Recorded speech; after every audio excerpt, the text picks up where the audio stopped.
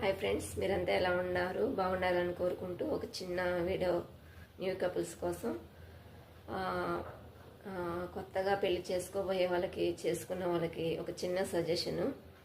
So మీరు marriage చేసుకొని లైఫ్ని హ్యాపీగా లీడ్ చేయండి, అంతేగాని చిన్న చిన్న విషయాలకి, చిన్న చిన్న గొడవలకి ఈ ఈగో అనేది పక్కన పెట్టండి.